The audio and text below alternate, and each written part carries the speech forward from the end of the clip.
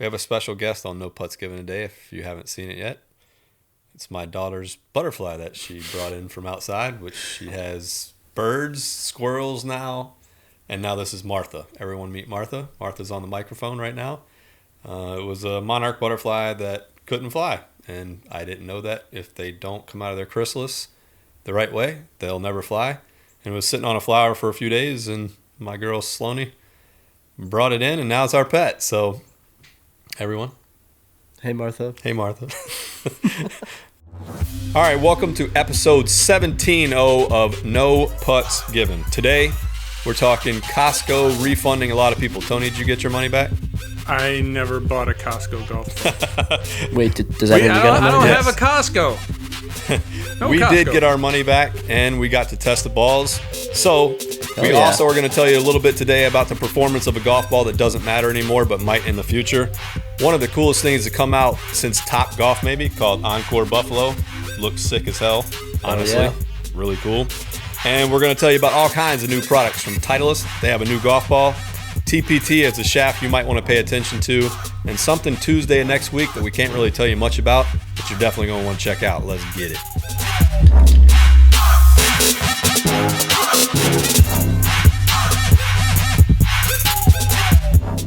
No Putts Given is powered by mygolfspy, the most extensive reviews in golf.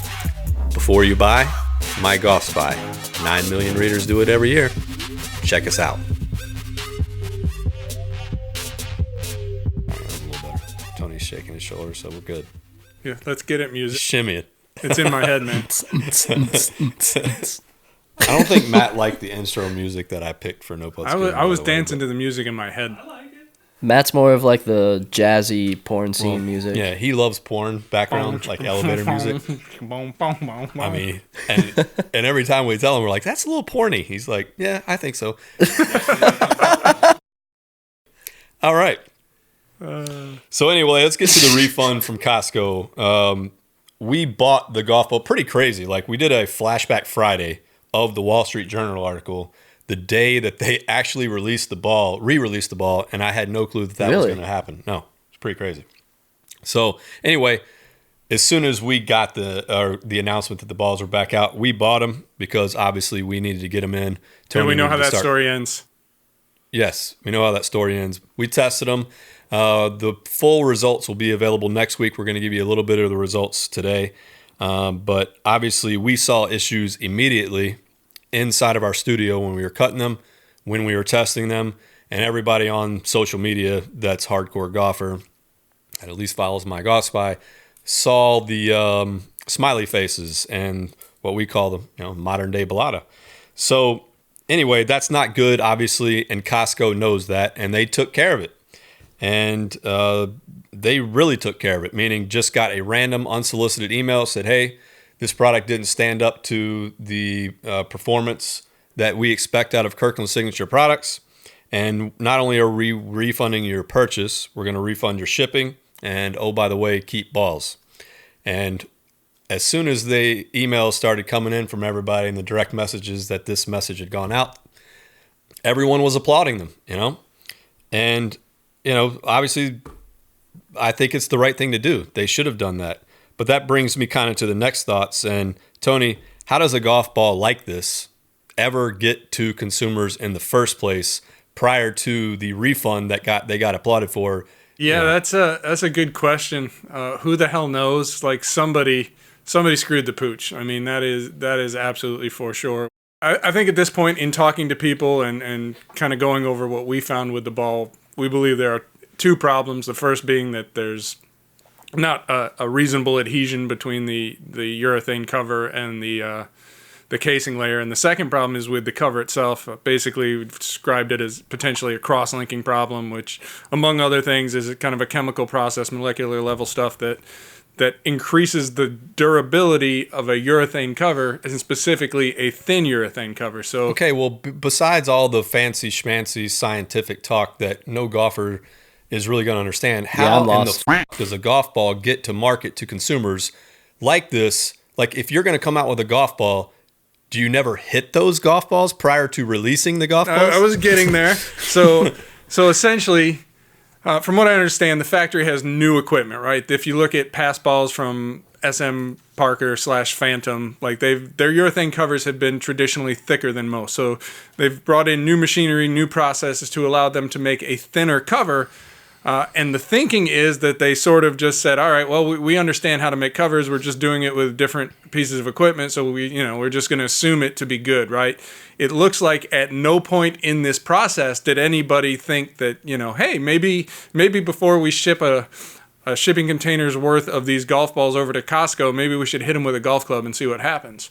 So it seems like that critical step was missing, and clearly what we saw in our own testing and from now countless people on the interwebs is that when you hit these balls with a golf club, the cover split like Bellata used to. So yeah, it's ridiculous. A point to be made here to any golf ball company that's coming out with a golf ball and doing any R&D. Tony brought up a great point. A critical step in the golf ball development process is hit the balls with golf clubs prior to releasing your next golf ball. My question is it possible that Costco was made aware by who's SM Parker's building this ball? SM Parker, yeah, formerly Phantom, probably, different name, probably still the same people. You don't swap out a factory's worth of employees because you bought it, right? I mean, is it possible that they knew that this cover was crap and then they either didn't tell Costco or they did tell Costco and then they just sent the ball off? I mean, anything is possible, right? And it's certainly been suggested to me in some of my conversations with others in the ball business that, it wouldn't be necessarily completely out of character for one of these factories to show a prospective buyer one product and then deliver something that wasn't quite the same. I don't see what you get out of that in the end. Especially you backtrack really quick to find it, cut it. You could get away with some of the stuff internally. Yeah. But this, like, how are you going to get away? Everybody is going to see that problem. Every golfer. The only people who are going to see the internal centering of core issues are the Tony Coveys of the world that are going to buy a tool to cut open balls. Same with us now, right? You'd almost think that Costco would be smarter in that after what happened with the Kirkland golf ball, blew it up. They had sold a real out. Opportunity here. Man. Right, and they had a real opportunity to make a really good golf ball, knowing what's going on in the golf landscape with the Find It Cut. I mean, this Find It Cut, it's really taken the industry by storm, and people are really starting to grab onto it, and Costco, hopefully knowing that, well, supposedly, maybe it's just a misstep on their part. There are some who think it's going to hurt them long term. Like, people are going to realize that maybe a warehouse superstore isn't a legitimate golf ball brand, like that mindset. I don't think people go into Costco thinking that Costco is a maker of product anyway, Right, yeah. What Costco doesn't make anything. And this was actually a conversation I had yesterday with one of our friends in the media. It's this idea, like, I don't know the entire Costco signature line, right? I don't have a Costco near me. I don't shop at Costco, so I'm not familiar with all of their products lines. But it is interesting to me, right? You have a situation where it's not, hey, we got a really high quality vodka and we put our name on it. This is a case where there is a quantifiable performance specification that needs to both be achieved and be maintained. And if we're going to stay true to what the idea of the Costco signature name is all about, it has to be able to compete with the Titleist. And from a quality standpoint, I mean, what we've seen here is light years away, absolutely light years away from any leading brand, any brand in the golf ball business that makes even a halfway decent product. I mean, this was, quite frankly, crap. Obviously, the durability is a major issue, right? And no one that gives a damn about their golf game and score should be playing that ball, right? I'm sure they're going to do something when they come out with another ball. We'll see, right? Hopefully, if they want to sell golf balls. We did test this ball, and just, obviously the purpose of the data at this point is almost pointless outside of just the curiosity factor from our side. And something has to change with the ball. Yeah.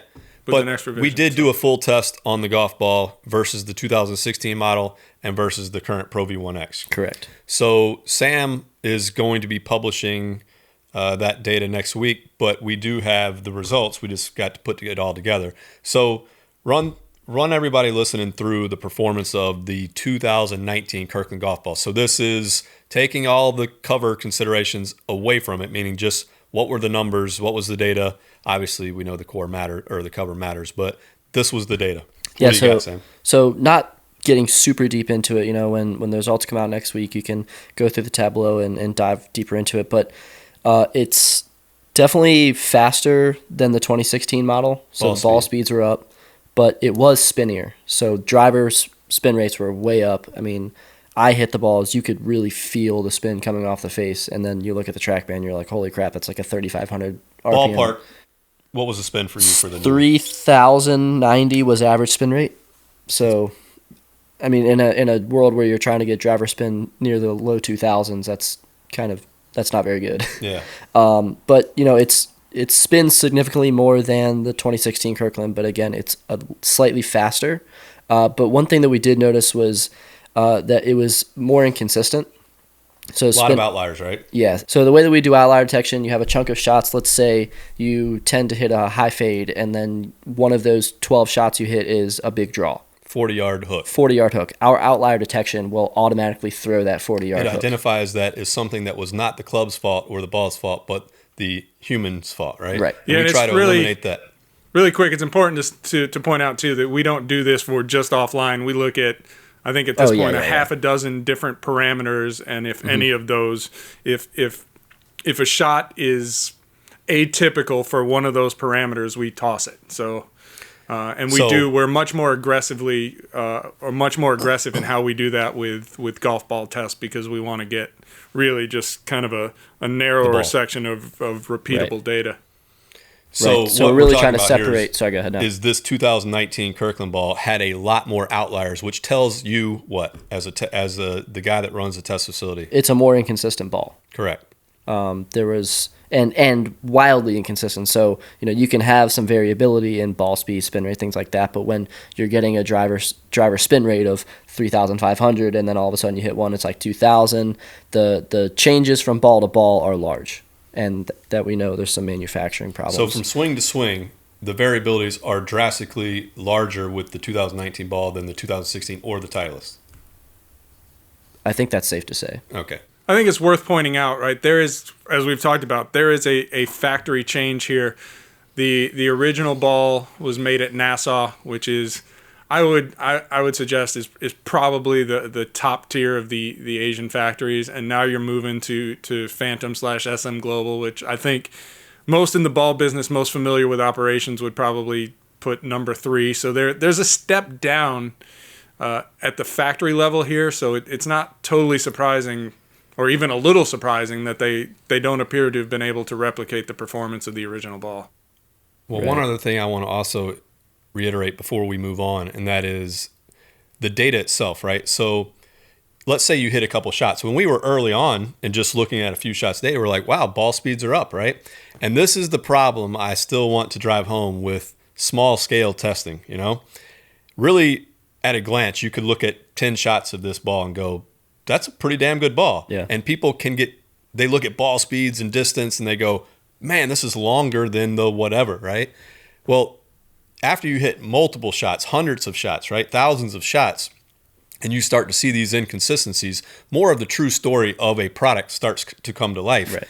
And what has come to life with this one is bad cover, inconsistent performance, which is a bad golf ball, right? Yeah. So what's the moral of the story, in your opinion, from this testing and the performance you found, Sam? So my final verdict is just wait till Costco gets their shit together. I mean, we're going to see if, like I said earlier, if Costco really wants to sell golf balls to consumers, if you play golf on a golf course, I would wait until Costco gets their shit together so that you can get a golf ball that won't crack after, 2 shots? Well, RIP Kirkland K-sig 4-piece 2019. We're moving on.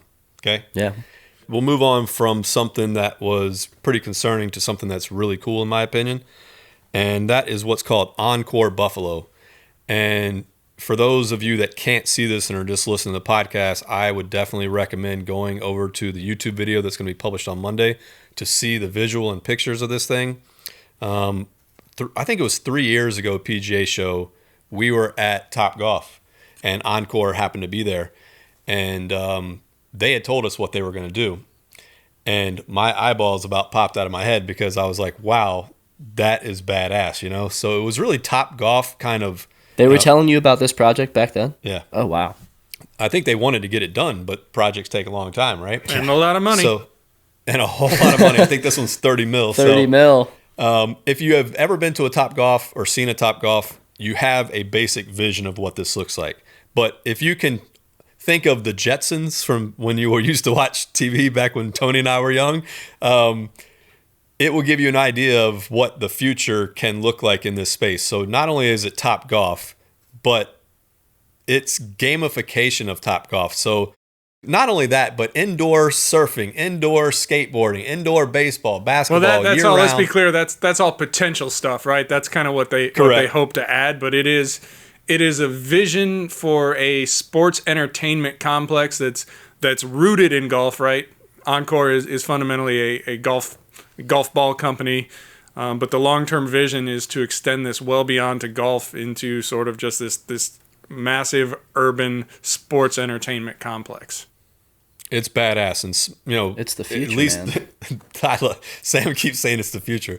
Think about it though. Like now I don't have to go to the batting cages to hit baseballs, or I don't have to go to the driving range. It's all in one place, and it's all virtual. Like everything that I was reading in this write-up was like virtual this, virtual that. I mean, we're moving towards you can stay this. the night in a hotel. Yeah. That's right, hotel on site. It's, Yep, the parking is all underneath the building, meaning like hovering below the building that's built on stilts above it.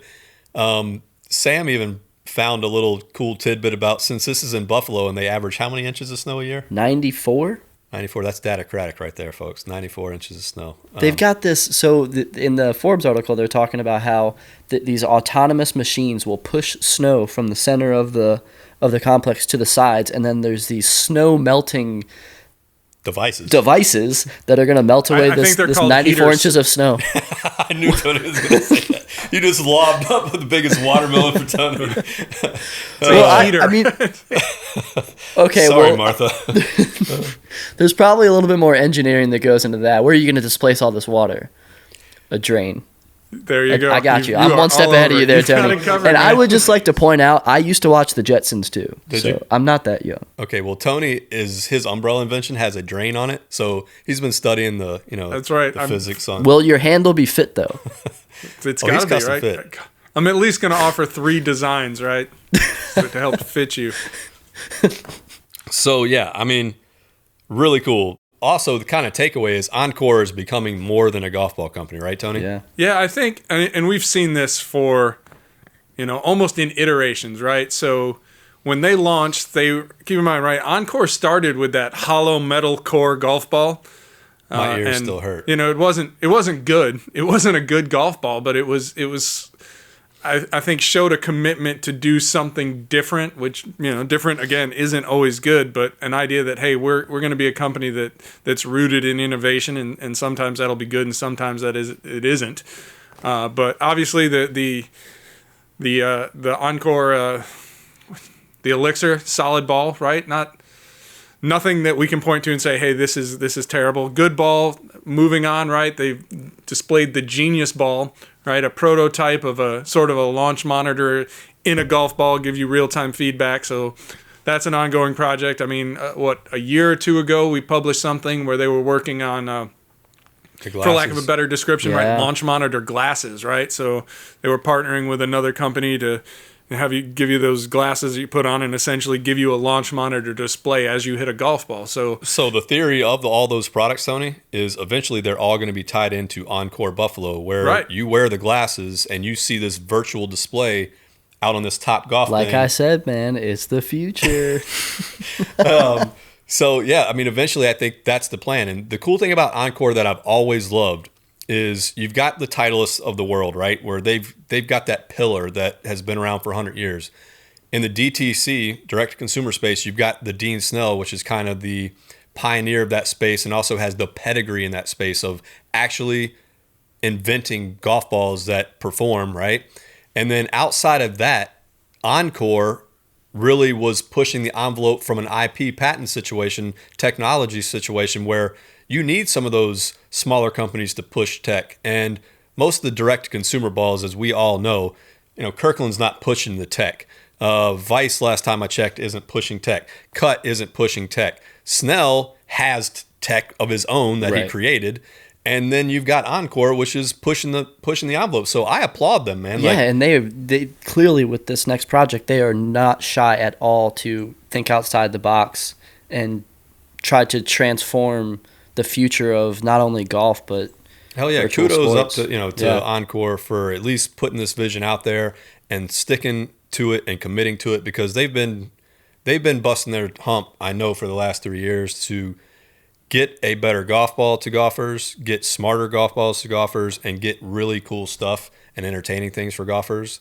Yeah, it's worth mentioning too. They are Buffalo guys, right? I mean, Buffalo is their hometown. They love their hometown, and they are making serious efforts to not only be part of an ongoing urban renewal project there, but to build like this what really could be in some ways a centerpiece, just something really, really cool for the city of Buffalo that just doesn't really exist anywhere else, right? Like we're talking like right in the middle of a city here.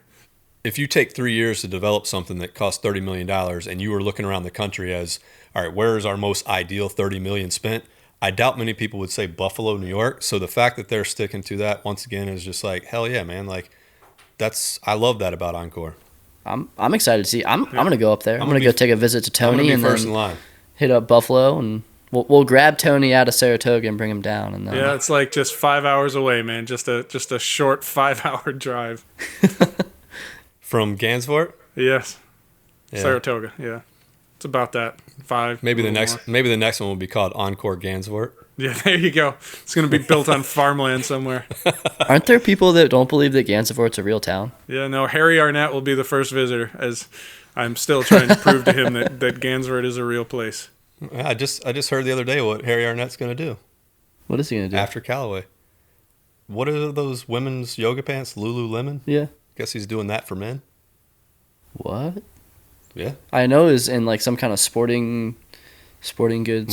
Marky Mark, I guess, is part of this. But Yeah, well, Men's whatever. yoga Anything pants? that gives me more comfortable pants, I'm for in principle. We'll see So if. you'll let him get in your pants. Hey, I'll wear them on the That's right, golf I'm gonna- course. I'll let Harry get in my pants. Oh, Next. God.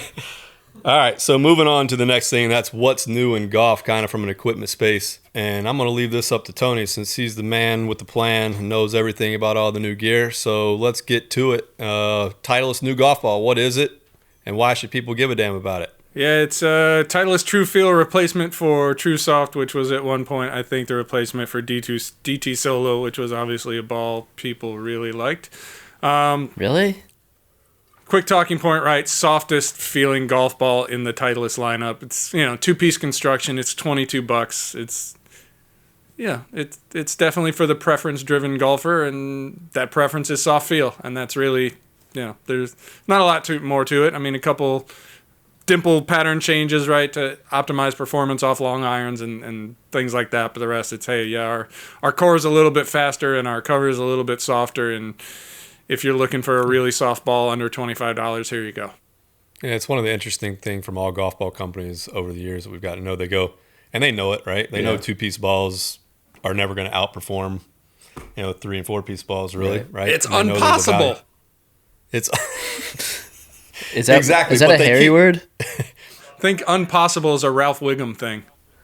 I just thought that might have been a hairy word that you're tapping It into. very well might be. Anyway, let's keep going. Come on. Sorry. I'm trying to wrap something around my You head. gotta wrap it around your head. So golf ball companies that are serious about making really good golf balls know that two-piece golf balls will never be Yeah. as good as the other balls they sell, but they still sell them. Because they sell. Yeah, it kind of blows my mind. I but- kind of like how they're getting away from the word soft though. True they? feel into from what is it, soft feel, right? True Yeah. feel. That is. Yeah. I didn't catch that. Yeah. True feel. I What mean, did and we- it's almost a joke, but not really. If you wanted to, right, or if you're Titleist and you wanted to, and really kind of create a line of demarcation, you could rename Velocity Firm Feel or something like that. So I guess maybe getting away from the actual labels and just letting people assume that if you're talking about feel, it must be soft is Well, here's the It's a two good way to things. go. Golfers care most about feel, right? And soft is the easiest way to give them that. So golf ball companies give golfers what they want. Unfortunately, not what they need, but that's the reality that we live in. But my golf Well, I spy think- says that you shouldn't buy a box of balls that says soft on it. So if they get away from the word soft, Are you technically buying? Tony might change the whole verbiage of the industry in a couple of years. The word soft might be completely eliminated from golf balls. Here's hoping. The new TruFeel from Titleist. The Squishy. 10 words or less. It's a squishy ball for guys who want a squishy ball. At $22. 22. I think that's it. All right, next up is should be in the a next shaft commercial. from TPT, and that name for the gearheads is, probably pretty well known at this point, right? Praise TPT. But for the average golfer, I don't think they still know about TPT. No so way. really quickly, what's the new shaft called, Tony? Who's it for, and why should they care? So yeah, the new shaft from TPT is they're not big on names, not overly clever with them. It's the 20 series, and so it's being billed as a premium shaft for slower swing speed players, like and slower in this case is basically anything under 90 for the most part. And Okay. it sounds odd, but if you look, like this is a category where there isn't a lot of concentration from your mainstream shaft companies. And what TPT is saying is, hey, we're going to engineer, we're going to treat slower swing speed players like we treat everybody else, and we're going to give them a quality shaft optimized for that demographic. And we're going to charge $450 for it. Yeah, there you go. So $450, right? So outside of the issues that we saw where their shafts were breaking more than most, right? Did you like the TPT shaft tech and the performance? Yeah, absolutely. I mean, I was a big fan, and I think it's worth telling, right? They had those big problems, and we haven't seen anything from them in a while. This is kind of the first shaft in, I think, probably more than a year. And they've talked to us. We saw them at the PGA show. They talked about a new Tour profile driver shaft, so heavier, stiffer. They talked about 120-gram TPT graphite iron shafts that they think could be the next big thing. And they've kind of pushed those to the back burner, or at least taken their time with them to make sure that, hey, we get these right and we don't have those same problems. What's different about TPT, though, compared to other shaft techs? What separates TPT? Yeah, so the manufacturing process is fundamentally different, right? So thin ply technology is short version. All their shafts are made by machine, right? And the selling point there is, apart from having more flexibility with the construction, they say it's just a fundamentally more precise way of doing shaft manufacturing. Whereas everybody else, right? I think Project X probably, almost to a degree, cornered the perceptual market with the idea of, hand rolled and handcrafted. But the reality is every other graphite shaft is hand rolled. And so that's fundamentally the difference here. TPT made by machines, everybody else hand rolled. Yeah. And, at some point, generally speaking, hand rolled's not as good as machine. Yeah, I was gonna say, sometimes. what's better? I mean, potentially, right? But what we've seen so far, like, would you take a hand-rolled shaft that performs really well, as in the case of everything from, your big manufacturers, Fujikura, Graphite Design, Project X, or TPT, which is developing a new technology, right? Unlike anything else, but the initial batch kind of broke a lot. So, it's still, it's a brilliant idea on paper, but it's unproven at this point, and certainly, point. It needs It's kind of like revision. hand making a putter versus machining a putter, right? Right. Like, I don't want to go out there with some putter that somebody rolled a flat face on that they think they rolled it flat and it not be perfectly flat, right? But that sounds great on paper, but that took a while to get kind of perfected Absolutely. as well. So, all right. I mean, it's always nice to think. Sorry, I didn't mean to cut you off. It's always nice to think about, like, oh man, this guy like made it with his hands. You think about like craftsmen. This is handcrafted. golfers love that. Yeah, they eat that shit up. And then when you think about the precision that a machine can give you, In theory. in theory, yeah, that's true. Yeah. Last I checked, I don't think my car was made by like hand. I think it was There was probably like a screw or two, just a little bit. drilled in there. But I feel confident that it won't fall apart though when it's not made by a lot of hands. there you go. No, it's, All right, I mean, you could draw parallels between the first batch of TPT shafts and the latest Kirkland golf ball, where, it's really exciting out of the gate.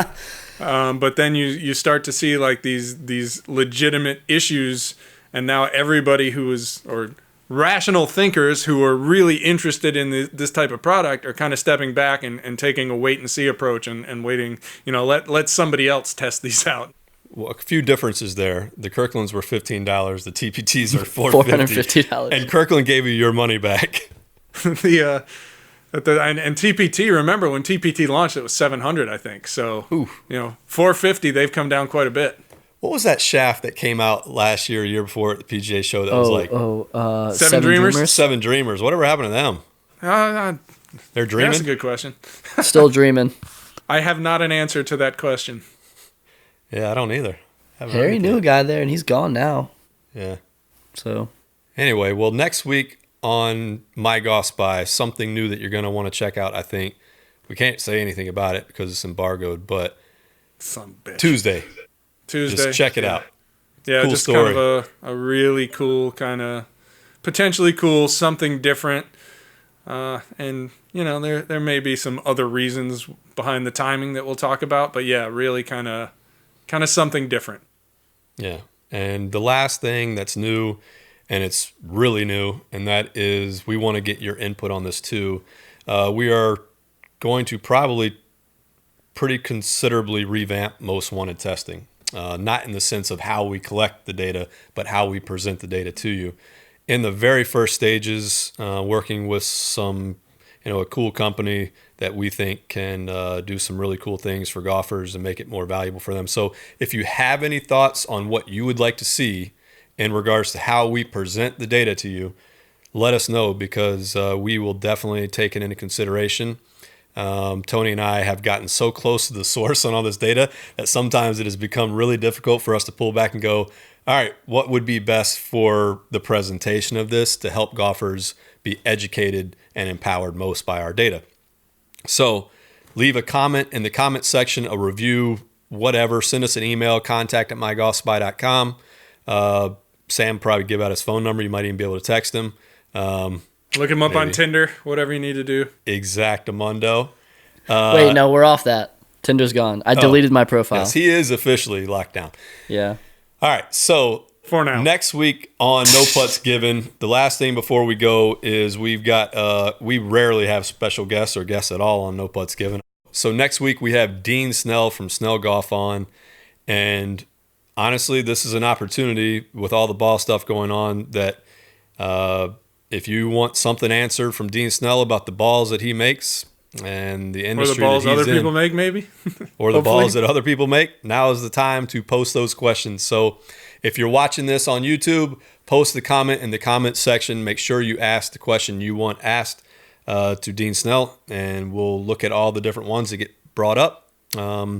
Also, if you're listening to our podcast, the reviews honestly do help. Send in the reviews of what you're thinking of the show, what you like, what you don't like. And we've actually started to make some changes, if you haven't noticed, based on some of the feedback from readers.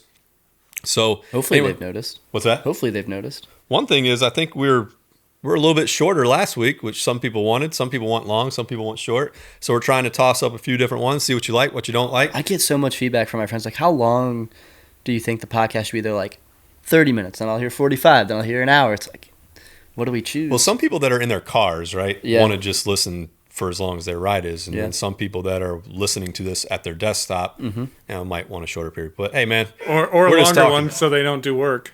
Yeah.